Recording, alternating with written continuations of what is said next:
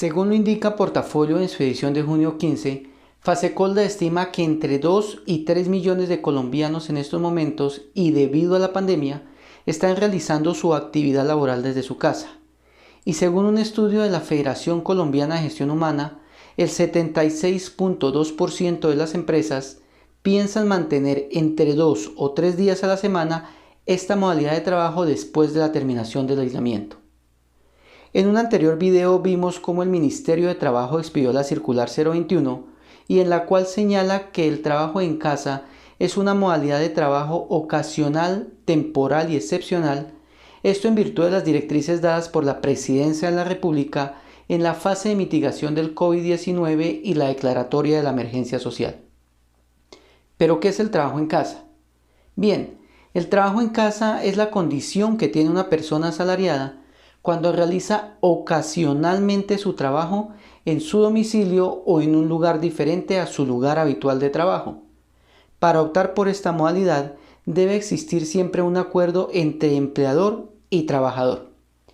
Es decir, que también como le indica la misma circular 021, el trabajo en casa no puede equipararse al teletrabajo. Este último, el teletrabajo, está reglamentado en la Ley 1221 del 2008. Teniendo en cuenta que el trabajo en casa no se encuentra aún reglamentado y esto ha generado grandes retos tanto a trabajadores como a empleadores, el día de hoy veremos los lineamientos expresados por el Ministerio de Trabajo en la circular 041 del 2020 en relación con el trabajo en casa. Bienvenidos. Es de resaltar que los lineamientos que veremos a continuación deben entenderse tanto por trabajadores como por empleadores y las administradoras de riesgos laborales. El primer lineamiento de que trata la circular 041 del 2020 tiene que ver con las relaciones laborales. El trabajo en casa implica que la relación continúa vigente. Por lo tanto, se mantienen vigentes las garantías laborales, sindicales y de seguridad social. En razón a esto, no pueden haber disminuciones laborales bajo el pretexto de que la actividad se está realizando de forma remota. Es claro que las personas que desarrollan su trabajo desde casa realizan sus actividades de la misma manera a como desarrollan su función habitual, pero si se llegase a presentar que deban realizar actividades diferentes a las asignadas dentro del contrato de trabajo, debe mediar un acuerdo entre las partes. Ahora bien, las actividades encomendadas por el empleador se deben ejecutar de tal manera que no afecten el descanso necesario y el compartir con el núcleo familiar del trabajador. Se deben establecer la manera en que hará el seguimiento al cumplimiento de sus funciones, precisando los instrumentos, la frecuencia, el modelo de evaluación, la aprobación y la retroalimentación. Con el fin de garantizar el respeto a los derechos de los trabajadores, los empleadores evitarán enviar requerimientos fuera del horario establecido dentro del contrato de trabajo, incluyendo fines de semana y días de descanso. Pero si se llegase a presentar una contingencia y excepcional y necesariamente deba ser atendida, esta tendrá que realizarse de forma inmediata. Además, el empleador debe garantizar la dignidad humana, el acceso a la información y el derecho a la intimidad y privacidad del trabajador que se encuentra desde su casa.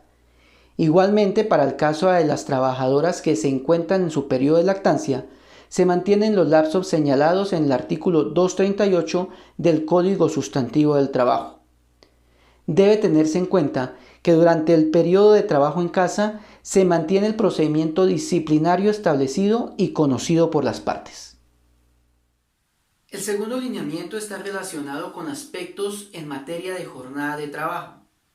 En este caso, tanto empleador como trabajador deben ceñirse a los horarios y jornada de trabajo, garantizando el derecho a la desconexión laboral digital y de esta manera evitar los posibles impactos que se puedan generar en la salud mental y el equilibrio emocional de los trabajadores. Los horarios deben ajustarse a lo establecido en el artículo 161 del Código Sustantivo del Trabajo, es decir, 8 horas diarias y 48 semanales. Igualmente es importante resaltar que las horas extras tanto diurnas como nocturnas no podrán exceder de 2 horas diarias y 12 semanales. Si llegase a existir un acuerdo entre las partes de un horario de 10 horas diarias, no se podrán en el mismo día laborar horas extras. Si a petición del empleador se deba trabajar horas extras, estas serán reconocidas al igual que los recargos por trabajo en dominicales y festivos si se diera el caso. No deben haber sobrecargas adicionales o por fuera de la cotidianidad del servicio, a no ser que se presente una contingencia que deba ser atendida de forma inmediata con el fin de evitar un perjuicio al empleador. Este último debe garantizar la distribución de las horas de trabajo tal como lo estipula el artículo 167 del Código Sustantivo del Trabajo, y también deberá promover espacios para la realización de pausas activas y un descanso mínimo entre reuniones continuas. Es importante resaltar que están excluidos de la reglamentación sobre jornadas de trabajo los trabajadores que desempeñan cargos de dirección, de confianza o de manejo. La armonización de la vida laboral con la vida familiar y la vida personal tratan en el numeral 3 de la circular 041. Recordemos que por el aislamiento obligatorio, la gran mayoría de los colombianos están desempeñando sus labores desde la casa, donde al mismo tiempo conviven con niños, adultos mayores y familiares, y que además deben continuar con sus roles de madres o padres. En este ambiente se hace necesario armonizar el ambiente laboral con el ambiente familiar y personal. Es por eso que el empleador no podrá asignar cargas laborales diferentes a las que se desarrollan dentro de la jornada laboral. Y reitero que se debe respetar el trabajo en los días pactados y por tal razón el empleador deberá evitar enviar solicitudes los fines de semana y días de descanso. Algo muy importante es lo relacionado con mensajes vía WhatsApp o correos electrónicos. En estos casos, dichos mensajes serán respondidos por el trabajador de manera prioritaria durante su jornada laboral, pues debe prevalecer siempre el respeto por la vida personal y los espacios de descanso del trabajador. Es de especial cuidado por las partes el manejo de la información y datos que se traten por estos medios.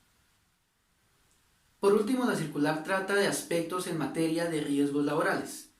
Para ello indica que el empleador debe incluir el trabajo en casa dentro de la metodología de identificación, valoración y control de los peligros y riesgos de la empresa. Igualmente, deberá notificar a la ARL la ejecución temporal de actividades del trabajador desde su casa, al igual que las condiciones de tiempo, modo y lugar. A su vez, las administradoras de riesgos laborales incluirán el trabajo en casa dentro de sus actividades de promoción y prevención y suministrarán soporte al empleador sobre la realización de las pausas activas y enviarán recomendaciones sobre postura y ubicación de los elementos utilizados en la realización de las labores del trabajador. Es importante que el trabajador realice una retroalimentación constante con sus trabajadores en el entendido que se presenten dificultades para desarrollar sus funciones. Así, de esta manera, lograr encontrar soluciones al respecto. También deberá hacer un seguimiento a sus trabajadores sobre su estado de salud y realizar recomendaciones para evitar el contagio del COVID-19. Es de suma importancia que el empleador conozca y dé a conocer a los trabajadores los números de teléfono y los correos electrónicos a los cuales pueden acudir en cualquier novedad relacionada al desempeño de las labores de trabajo en casa. Por lo anterior, se deberá capacitar a los trabajadores en la manera que deban efectuarse los reportes de accidentes o incidentes de trabajo. Los trabajadores deberán cumplir desde su casa las normas y reglamentos de gestión de seguridad y salud en el trabajo de su empresa, y además procurar el cuidado integral de su salud y de la de su familia, así como también informar a su empleador de forma clara, concreta y veraz sobre cualquier cambio en su estado de salud que pueda afectar el cumplimiento de sus labores. Si bien la situación generada por el COVID-19 ha traído enormes desafíos a la sociedad, también podemos considerarla como una oportunidad de aprendizaje con el fin de resolver problemas. No se puede negar que el trabajo en casa también está trayendo algunos inconvenientes para los trabajadores, como por ejemplo que los horarios se han extendido, y esto ha ocasionado a su vez grandes problemas de ansiedad y depresión en los trabajadores, pues se sienten esclavos de su trabajo. Las ARL también han identificado problemas de salud visuales y también dolencias osteomusculares. Por eso es muy importante mantener un equilibrio, dando importancia justa a cada cosa y no dejando que el trabajo afecte otros aspectos importantes en las vidas de las personas. También quiero recalcar que es importante que las partes puedan realizar acuerdos en los que logren convenir las medidas adecuadas para seguir los lineamientos expuestos en este video. Los invito nuevamente a seguirme en mis redes sociales, compartir este video y darles like. Hasta una próxima oportunidad.